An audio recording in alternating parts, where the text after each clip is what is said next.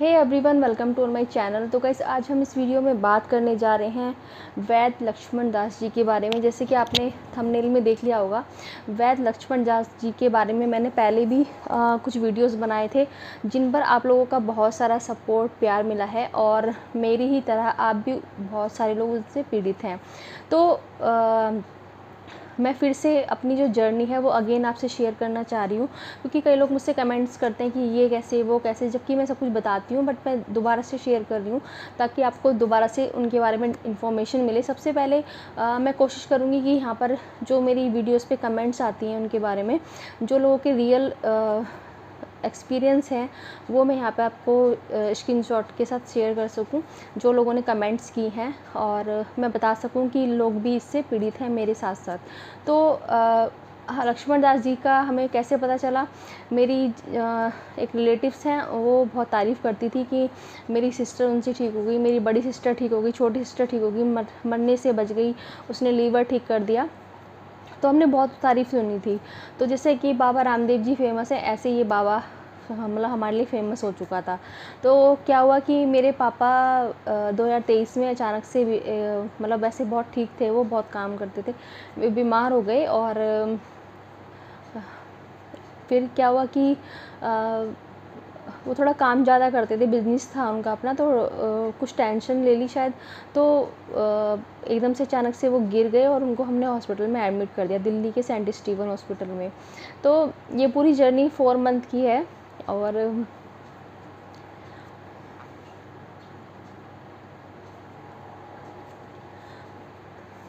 Sorry, तो हमने उनको एडमिट कर दिया और उन लोगों ने बोला कि इनके पास ज़्यादा टाइम नहीं है। हमने फिर दूसरे डॉक्टर्स को भी दिखाया और वो भी, उन्होंने भी यही बोला कि इनके पास ज़्यादा समय नहीं है, इनके किडनी लीवर जो है वो डैमेज हो चुके हैं। तो हमें लगा कि यार मतलब होता है ना कि डॉक्टर तो ऐसे ही बोलते रहते हैं, ऐसा कुछ भी नहीं है, ऐसा हो ही नहीं सकता है, क्योंकि मेरे पापा इतने एक्टिव थे। बस वो क्या करते थे, वो अपना ध्यान नहीं रखते थे, कभी भी खाने पीने पे अच्छे से ध्यान नहीं देते थे, ड्रिंक वगैरह कभी भी नहीं करते थे। तो हमने सोचा कि डॉक्टर तो ऐसे ही बोलते रहते हैं, हम इनको कहीं और दिखाएंगे। तो वैसे मेरा मन था कि बाबा रामदेव को दिखाया जाए। मैं वीडियो सर्च करती रहती थी, बट आप सभी जानते हैं कि शादी के बाद लड़कियां मजबूर हो जाती हैं, और मैं उनके लिए पूरी तरीके से कुछ नहीं कर पाई। मेरे बच्चे भी छोटे छोटे थे, तो उनको हॉस्पिटल दिखाते रहे। जब उनको देखने जाते तो इतना रोना आता था कि उनके मतलब कभी सर पे कुछ पट्टी बांध रखी है, बहुत सारी सिरिंज लगा रखी है, और उनका फेस इतना मतलब कुछ छोटा सा था और इतना मोटा फेस हो रखा था। तो ऐसे ही चलता रहा 3 महीने, और फिर हमें रिलेटिव ने बोला कि हमारे कहने से उस बाबा लक्ष्मण दास को दिखा दीजिए और गारंटी लेते हैं कि ठीक हो जाएंगे। तो मेरे पापा को दिक्कत क्या हो रही थी कि हॉस्पिटल में रहते थे तो थोड़ा ठीक रहते थे, घर आती उनको वॉमिटिंग होती थी लगातार, और कुछ खाना नहीं पच रहा था, बहुत परेशान थे, हिचकियाँ आ रही थी। तो हमने उनके पास ले गए, मेरे भाई और मम्मी, और वो बाबा जो था, मैंने भी यूट्यूब पे सर्च किया उसके बारे में बहुत ज़्यादा, तो बहुत फेमस था वो, ये नुस्खे वो नुस्खे।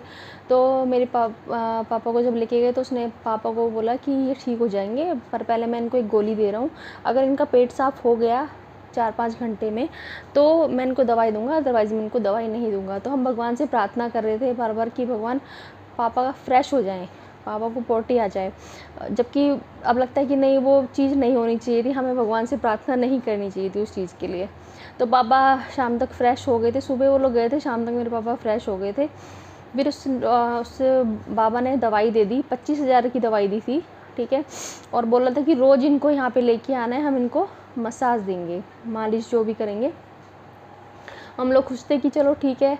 बाबा ने बहुत सारी इतनी बड़ी बड़ी मतलब 5-5 लीटर की कैन दी थी, 1-1 लीटर की कैन दी थी, उनमें पानी रस जो भी भरा हुआ था उसका, और हनी के साथ सारी दवाइयाँ खानी थी, टैबलेट्स थी जो भी थे सब हनी के साथ खानी थी। जबकि मेरे पापा को शुगर था, और हमने उसको बोला भी तो बोलता नहीं, मेरा यही ट्रीटमेंट है और ऐसी ही दवाई देनी है।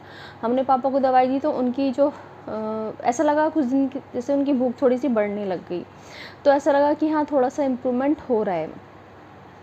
लेकिन वो इम्प्रूवमेंट सिर्फ 3-4 दिन के लिए था, और फिर क्या हुआ कि उनकी अचानक से मतलब तबीयत और ज़्यादा ख़राब होने लग गई।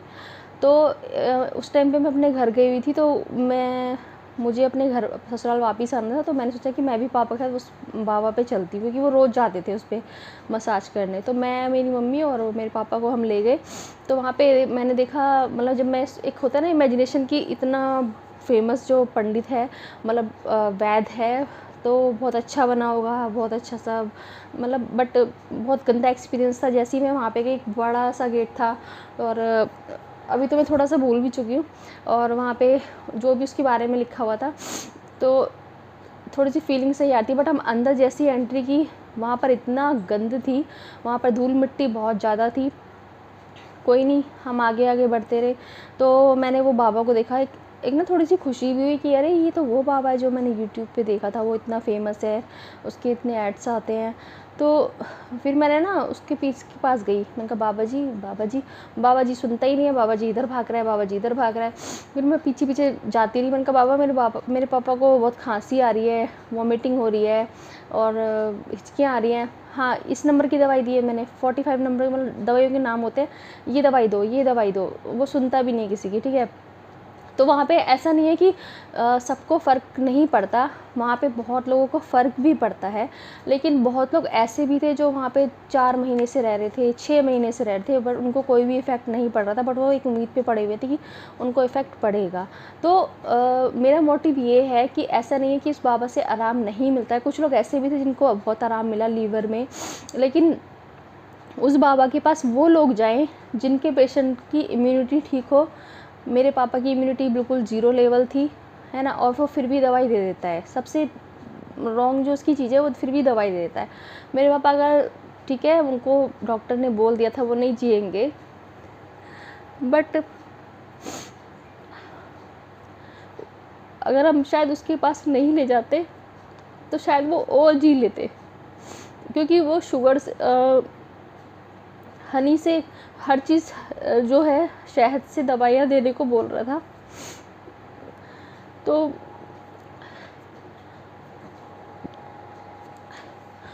तो शायद उनकी बॉडी पे और ज़्यादा इफ़ेक्ट पड़ रहा था, और उससे क्या हुआ कि उनकी आवाज़ चली गई। वो बहुत, मतलब बोलते ही नहीं थे, उनको बोलो तो कहते थे मुझसे बोला नहीं जा रहा, मेरे गले में छाले हो रहे। और हमें लगा कि शायद पापा की ज़्यादा तबीयत ख़राब है, और फिर यही टाइम चल रहा था। फिर हमने सोचा कि मेरठ में किसी ने बताया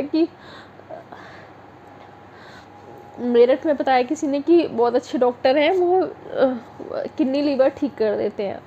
तो मैंने भाई को बोला, मम्मी को बोला, फिर वो लोग उस दिन 1 अगस्त की बात थी, और वो उनको लेके जा रहे थे, और मेरठ पहुंच भी नहीं पाए कि मेरे पापा की वहीं पे डेथ हो गई, गाड़ी भी एक्सपायर हो गए।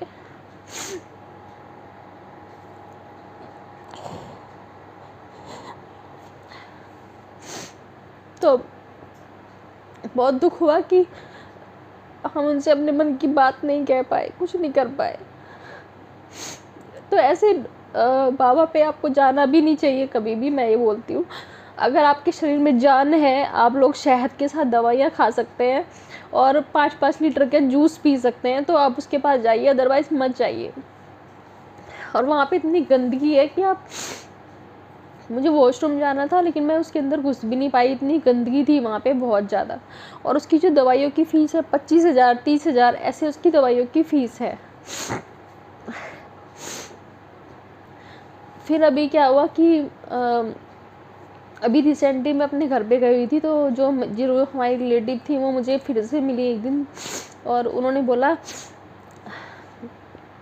कि उनके जो जीजा जी हैं उनको एक्सपायर हो गए। तो मैंने पूछा क्या हुआ, बोली कि उनको ट्यूमर हो गया था पेट में, और वो बहुत बीमार थे। डॉक्टर ने वैसे बोल दिया था कि वो जिएंगे नहीं, बट वो उसी वैद्य पे चले गए, क्योंकि उनकी बहन ने अपना लीवर का ट्रीटमेंट कराया था, तो वो ठीक हो गई थी, ठीक है। तो वो उस वैद्य पे दोबारा चले गए, और उस वैद्य ने उनकी पेट पे पट्टियाँ करी, और वही शहद की दवाइयाँ दी, जिससे क्या हुआ, वो जो था ट्यूमर पेट में फट गया, और वो अचानक से एक्सपायर हो गए कुछ ही दिनों में। तो जब मैं वहाँ पर अपने पापा को लेके गई थी तो वो क्या कर रहे थे कि यहाँ पे लिटाओ। वो मतलब इतना रूडली बिहेव कर रहे थे कि मेरे पापा की जो कंडीशन थी वो बहुत ख़राब थी कि यहाँ पे लिटाओ, तुम क्यों आ रहे हो बीच में, ऐसे बिठाओ। मतलब बंदा बैठ भी नहीं पा रहा है, ज़बरदस्ती बिठाओ उसको, बिठाओ उसको। जो उसके चेले होते हैं वो भी बहुत गंदा बिहेव कर रहे थे। और उन्होंने सिर्फ क्या किया वहाँ पे, जो हमारे ये पैर के टो होते इनको दबाया, सिर्फ ऐसे ऐसे दबा रहे थे वो तलवों को और हाथ को, बस ऐसे ऐसे 2-4 बार दबाया। सिर्फ मतलब 5 मिनट ही किया होगा उन्होंने जो करा होगा। उसके बाद सबसे पहले तो मुझे उनका बिहेवियर बहुत गंदा लग रहा था। मेरे पापा की आंखें भी नहीं खुल पाती थी और मैं उनको लिटा रही थी, फिर मैं उनको उठा रही थी। मैं वहाँ पे रो भी पड़ी थी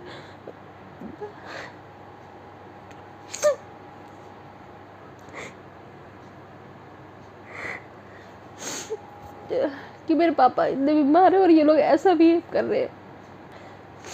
तो बहुत बुरा लग रहा था उनका बिहेवियर देख के।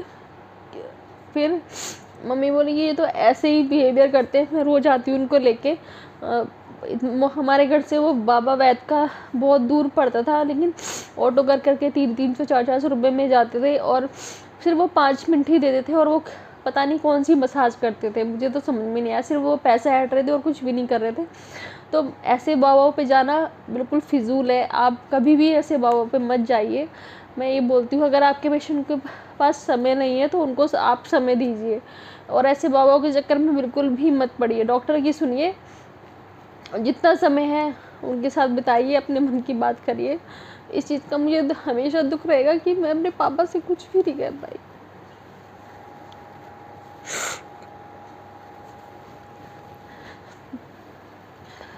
मुझे ज़्यादा रोना इसलिए आ रहा है क्योंकि यही समय चल रहा था जब पापा का आखिरी टाइम आने वाला था और कभी सोचा भी नहीं था कि ऐसा कुछ हो जाएगा। तो अगर आपको मेरी वीडियो अच्छी लगे तो प्लीज़ मेरी वीडियो को लाइक कीजिएगा, मेरे चैनल को सब्सक्राइब कीजिएगा और कोई भी क्वेरी हो तो आप कमेंट बॉक्स में जाके पूछ सकते हैं। Thank you so much.